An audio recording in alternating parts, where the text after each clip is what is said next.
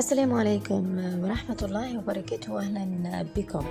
عودة على جملة من الأخبار. في هذا الفيديو نلقاو رئيس الجمهورية اليوم تحول إلى ولاية المنستير للإشراف على الذكرى 23 لوفاة الزعيم لحبيب بورقيبة. تلا الفاتحة على روحه، كان عنده خطاب وأيضا أجاب على أسئلة الصحفيين على عدة نقاط.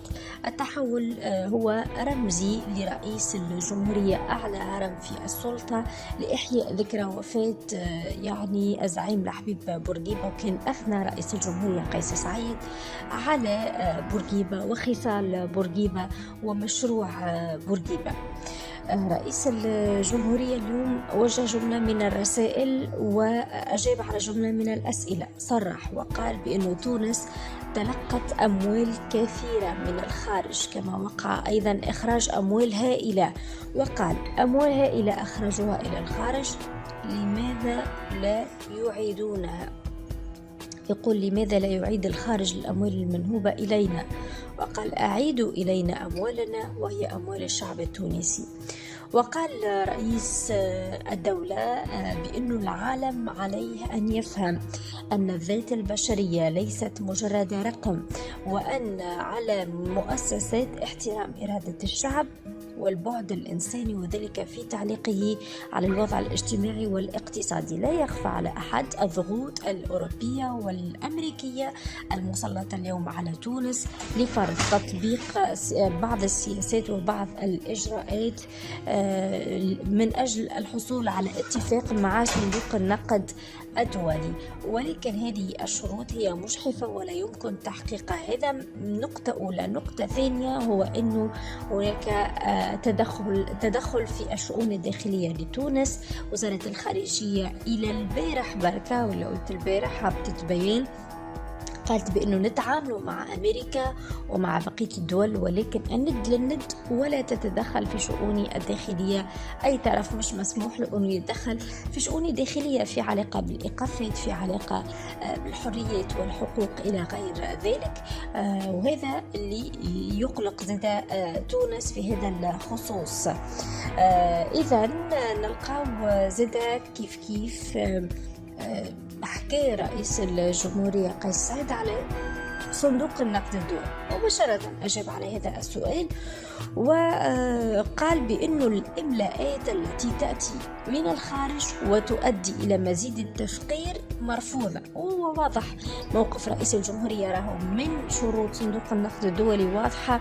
وسابقا كي نحكي على أنه لا مجال لرفع الدعم، لا مجال للتفويت في المؤسسات العمومية إلى غير ذلك. ورئيس الجمهورية يعول على عدة نقاط أخرى كالصلح الجزائي مثلا، كعودة الأموال المنهوبة، كعدة مشاريع أخرى لخلق الثروة. واليوم رئيس الجمهورية أكد على أنه احنا يجب أن نعمل ويجب أن نخلق الثروة. ما نقدرش فقط معولين على الخارج، لأنه الخارج فيها إملاءات مرفوضة لا يمكن أن يقبلها رئيس الجمهورية، إملاءات صندوق النقد الدولي. قال أيضا أنه البديل هو أنه نعول على أنفسنا، وأن السلم الأهلية ليست أمرا هينا حسب تعبيره.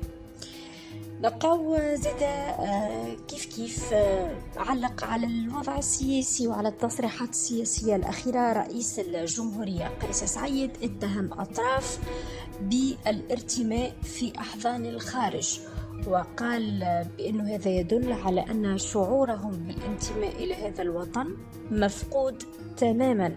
وأكد أنه لديهم الهذيان الدستوري والتكالب على الحكم، واستشهد بمقولة الرئيس الراحل لحبيب بورقيبة التكالب على الحكم.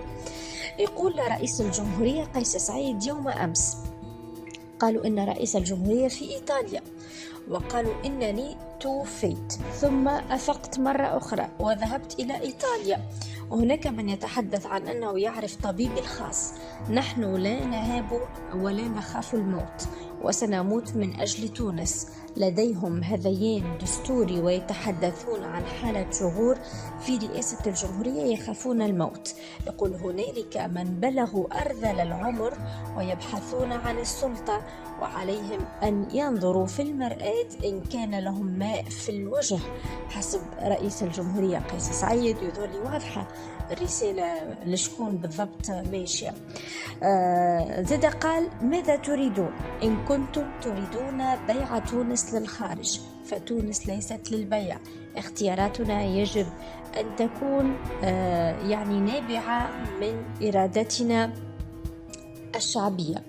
أكد زاد على أن تونس دولة لها من الكثير من المقومات للازدهار وعندها الإمكانيات والقدرات بما يكفي لتحقيق إرادة الشعب في حياة كريمة وحقه في كل مرافق الحياة كالتعليم والصحة والضمان الاجتماعي والنقل.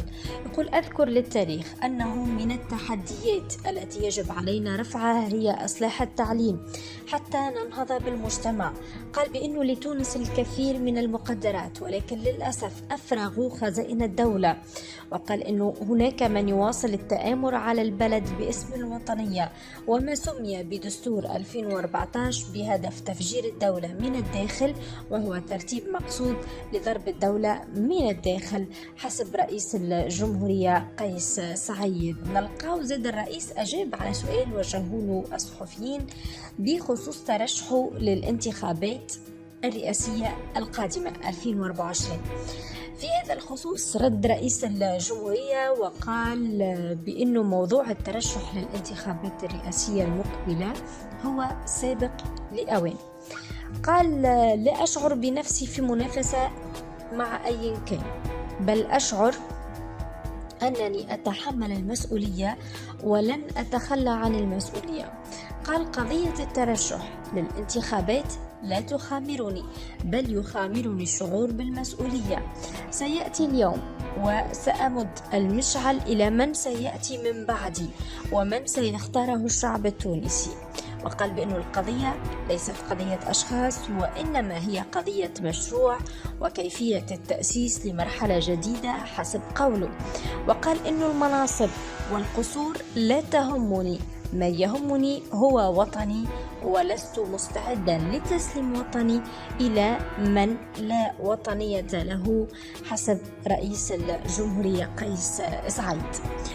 في هذا الخصوص أيضا نلقاو فما تماشي كبير ومطلق بين وزير الخارجية ورئيس الجمهورية. أيضا نبيل عمار بخصوص صندوق النقد الدولي قال بأنه لا يمكن إجبارنا كدولة تونسية على إصلاحات جذرية في فترة قصيرة. قال أنه تونس صحيح تمر بصعوبات اقتصادية ولكن الدعم الأوروبي والإيطالي يجب أن يكون أفضل من هكذا.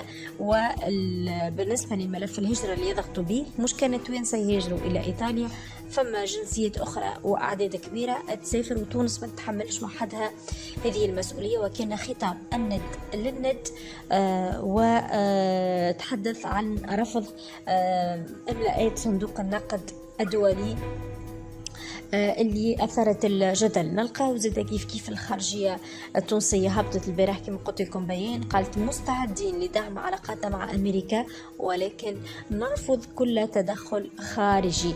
نلقاو زاد وزير الخارجية أجاب على التحقيقات الجارية مع الموقوفين في قضية التآمر على أمن الدولة. يقول التحقيقات متواصلة وإذا لم تكن الحقائق قائمة فسيتم تبرئتهم.